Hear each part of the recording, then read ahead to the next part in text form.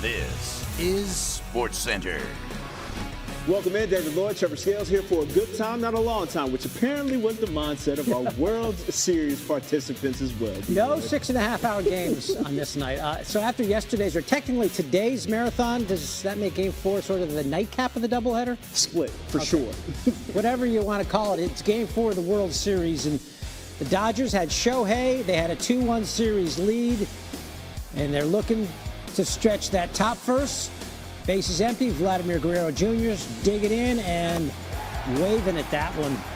And then Ohtani, after the scoreless first, got to do the whole re-accessorized thing. Gets all the pads on. And of course, he's the leadoff hitter for the Dodgers. Gets the bat, leading off. 3-2 pitch.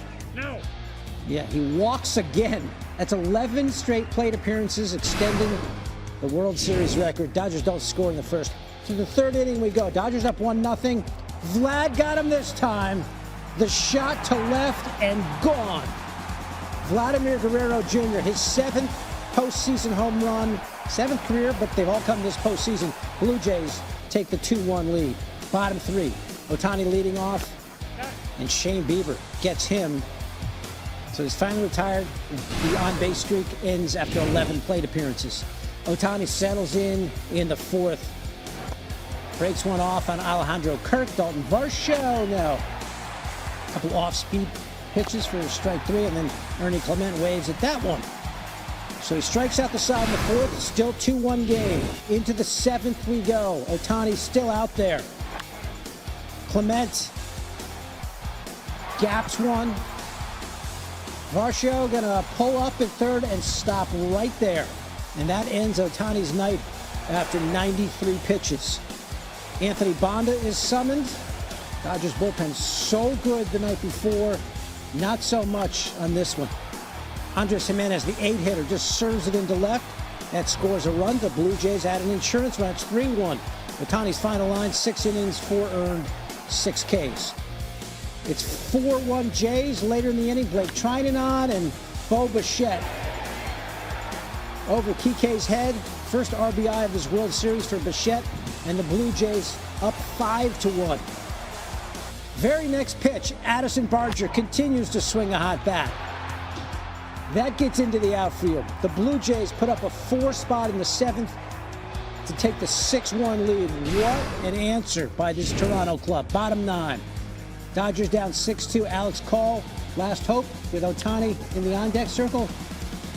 Well struck, but that's just an out. The Blue Jays bounce back with the 6-2 win. This game took 3 hours and 45 minutes, less than Game 3. Series tied at 2. And Vladimir Guerrero Jr. has just been sensational this postseason. We spent a lot of time talking about Shohei. This guy deserves a bunch of credit. He's not only set the Blue Jays home run record, but he has the most hits and RBIs in a postseason in Jays history. Here's Guerrero after the game with Buster Olney.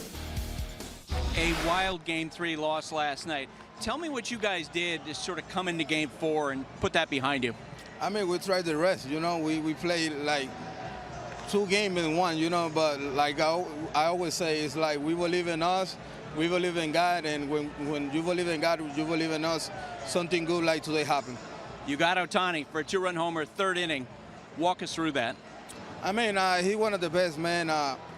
He's an amazing player, amazing human being, man. And but when we out there, we just trying to compete, you know. And when you're competing for your team and for every city, for Toronto City, you know, something like that can happen. You know, I was trying to compete against everybody, and thank God I can hit that ball out of the ballpark.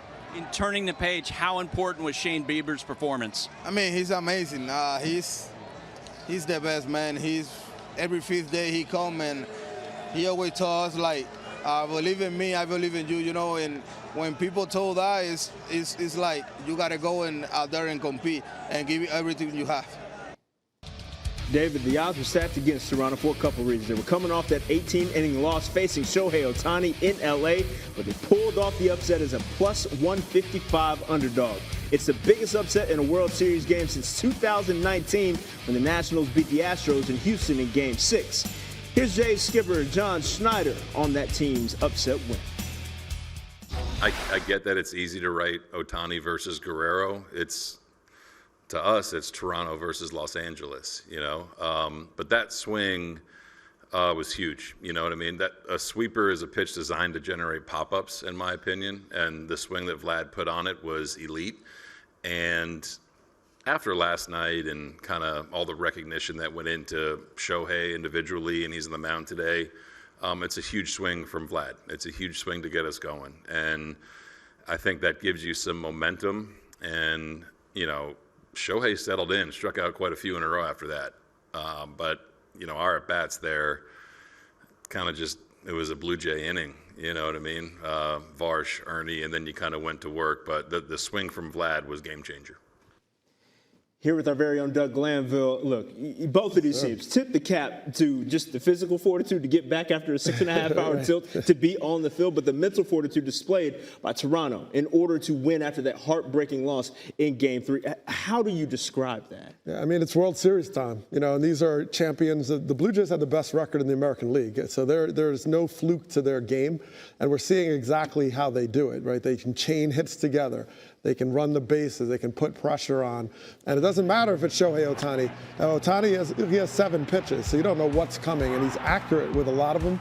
But they did capitalize on him getting a little bit tired and, a couple extra batters, and all of a sudden the velocity wasn't quite there.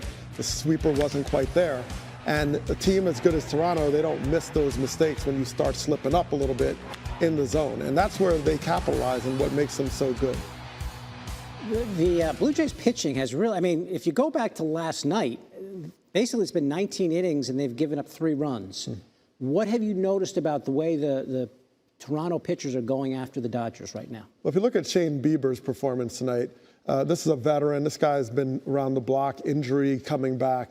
Bieber was showing that he can get the fastball located, and a lot of that was up in the zone.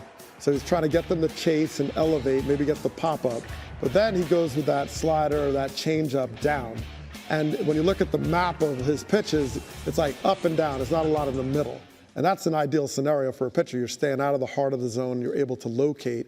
And in his case, do it in a way that if they did make contact, it was weak contact. So that is something to build off of. That's a starter that gives them depth into the game. And then their bullpen sort of was able to do the rest. So a lot of credit to the adjustments they made between Games 3 and Games 4. Needed a lot of depth from that starter, given the way both bullpens were taxed in that Game 3. But looking ahead to Game 5, Blake Snell expected to be the starter, coming off of a 5-inning, 5-earned run and performance in Game 1. How does he alter his fate come Game 5? And the thing about games, Blake Snell is his ability to adjust quickly with the stuff that he has. Now, he's a pitcher that relies on chase. You got to chase the ball to the zone. His stuff is so good. You see guys swinging at curveballs that bounce in the ground. Now, when he's on, he's more efficient. So he's in the zone. He locates the fastball, upper 90s, and then he's got the breaking ball and the changeup to go down and away to right-handed batter. And in the Milwaukee Brewers series, he was lights out. He wasn't quite as sharp. And when you have a team that's disciplined and the Jays like to foul balls off, all of a sudden the inefficiency starts to come through. So for him to be at his best, he's going to have to be able to get that strike one, control the fastball, and then use those secondary, those slower pitches to keep them off balance. And when he has that, he's got 3 different shapes on his changeup. Now he's really tough to hit. And his opposite number, Trey Savage, of course, called up in mid-September. Yeah. He gets the ball, Dodger Stadium, in a sort of a swing Game 5 for this one. So Doug giving us his thoughts after the Blue Jays come right back and even the series up at